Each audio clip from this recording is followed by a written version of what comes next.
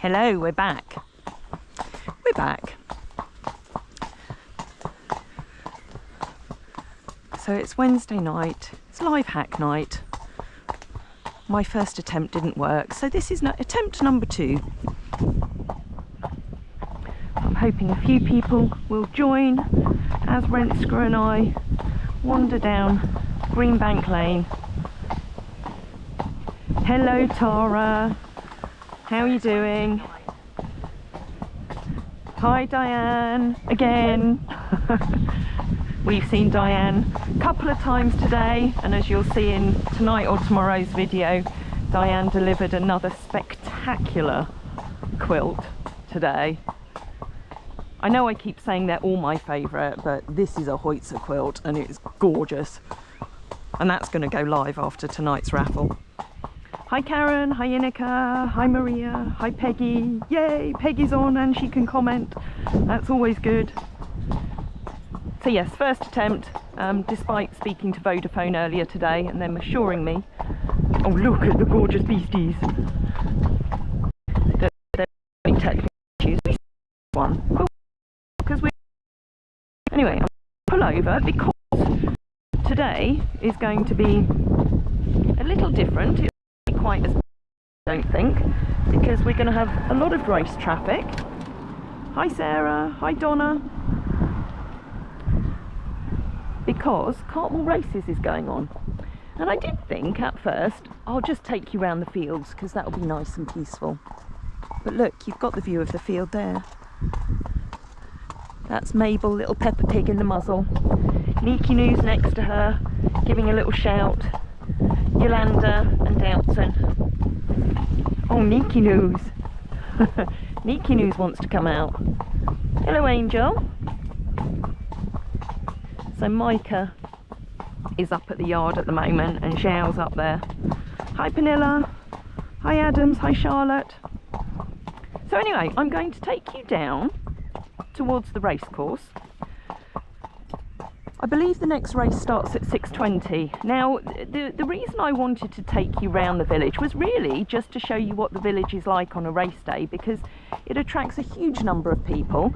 As a lot of you know, I'm not necessarily a big fan of racing myself, but I understand lots of other people are. So I'm not here to talk about actual racing this evening. I just want to give you a nice little hack out with Renska. Oops, we got another car. But it may be a bit stop-start just because of the amount of traffic. So at the moment all the traffic is coming this way down the road because there's a one-way system. And then once racing is underway, they turn it round the other way so that all the traffic comes back up this way. Hi Lindsay, hi Lorna, hi Jamie. What's that? I agree, Noodles, we need a profile. Race day. Oh dear. Hi Ange, hi Sandra.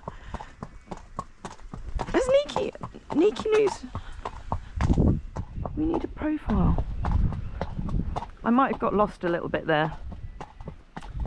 Anyway, we're going to go down there just so you can see how busy it gets. So the chances are that I'm probably going to pop my phone into my pocket once we get down there. So then people down there can just think I'm talking to myself. But at least you get to see how busy it is down there, and you'll see how spectacularly good Renska is.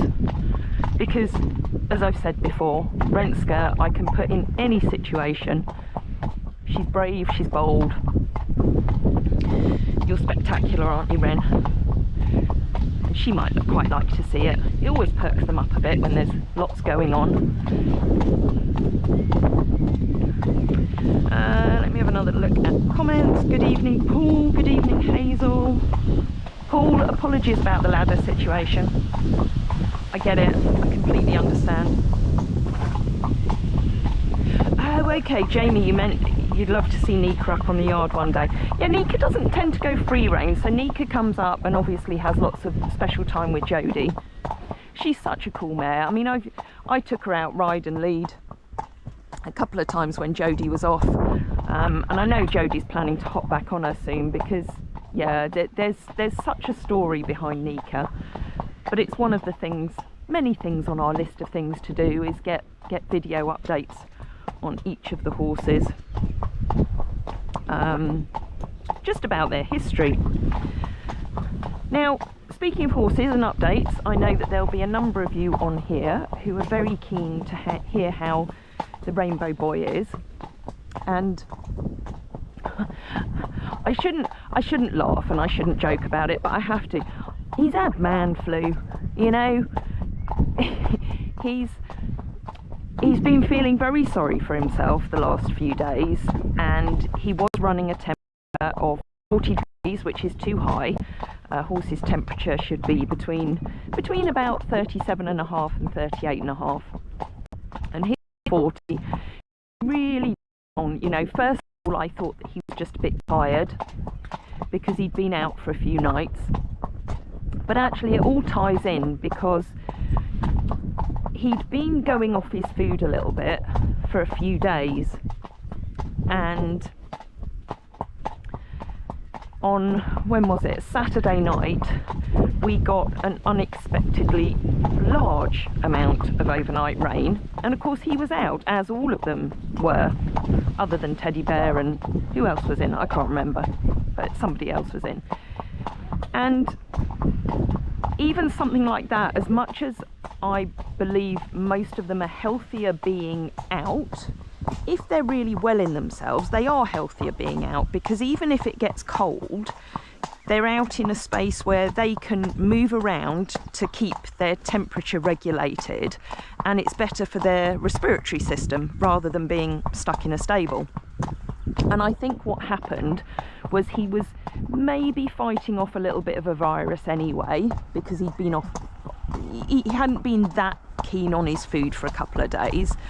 And I think because he's had an awful lot going on in his life over the last 6 months, he's a little bit more vulnerable to any viruses or bacterias. So much like any of us, if we're run down, or if we've had a stressful time in our lives, it means that we're going to be more susceptible to anything like that. So, you know, I can joke, and sorry to offend any men who might be with us tonight. Sorry Paul, hopefully you're not the only man on here. But yeah, we've classed it as man flu because he had a little bit of a snotty nose as well.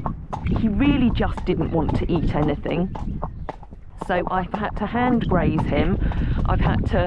We've had to mix all sorts of things in his feed to encourage him to have his bute, because he needed to have his bute to bring his temperature down as an anti-inflammatory. Meanwhile, Zhaokia, who's been in because all sorts of issues with her feet again, she had a hugely snotty nose. Did she have a temperature? No, but then she's tough as old boots. And of course, because she's lived here all her life, she's probably got a much stronger immune system to Nero, who, you know, he's now faced with a lot of different bacterias that are new for him. So, but anyway, I'm very pleased to say that his temperature is now back to normal, which is a huge relief, because I don't know whether any of you are aware of this, but Friesians are known to struggle a little bit more than some other breeds with fighting viruses and bacterias. So when they do get a bug, it can take them a lot longer to get over it compared to a lot of other horses. So I'm going to be obviously keeping a close eye on him, just in case there's something that's sort of sitting there lingering, and we're going to give him additional supplements just to help with his immune system. We've got Hannes and Hida on additional supplements for their immune system, so we'll probably pop him on those as well, just to give him a little bit of an extra boost. Right, let me see the comments. Yeah, no, Hazel, I'm glad that you developed anything more serious, because you always worry that you know, it's something that they're not going to be able to fight off. And I know one of the reasons I have every horse strangles tested before they come on the yard, because that's one of the worst contagious diseases for them to get. And I know he had a negative strangles test before he came, but there are occasions where even a blood test can miss that, and the virus can sit in the guttural pouch and actually only come out in a situation where a horse is stressed. Anyway, oh, whose birthday have I missed? Peggy, sorry, I'm really sorry if I'm missing comments. Nero's used to being stabled and not out as much. Being out will be good for him.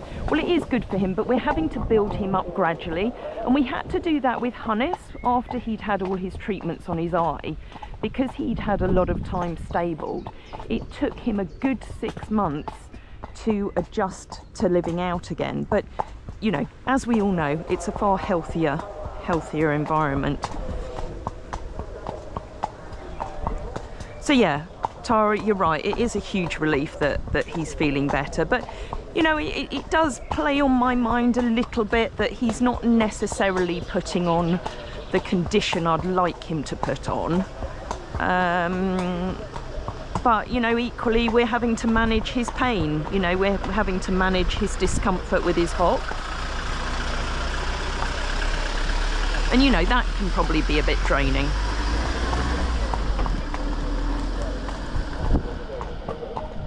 Yeah, Trish, strangles is horrible. We had it on the yard, gosh, how many years ago, Ren? How many years? You never got it, but actually Hoytzer got it. It was probably about 13, 14 years ago. It was brought in by a couple of little rescue, what were they, Dartmoors, I think, Dartmoor ponies that a friend of mine had rescued, and I foolishly said, yeah, they can come to the farm. Didn't even think of having them strangles tested at the time, but you live and learn. Anyway, look, we're down at the racecourse, so I'm going to put my phone away in my pocket.